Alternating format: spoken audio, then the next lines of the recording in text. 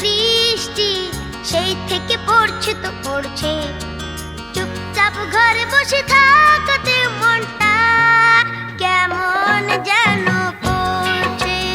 তাই আজকে বাবাকে বললাম যে ডিম পাউরুটি বানাতে। এই দেখো বাবা সব রেডি করেছে,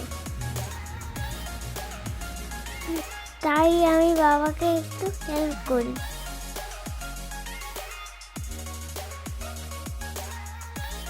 এই দেখো বাবাকে হেল্প করছি।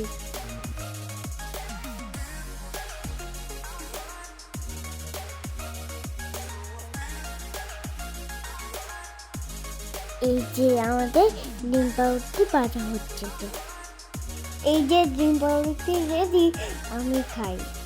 বাহ, দারুণ হয়েছে।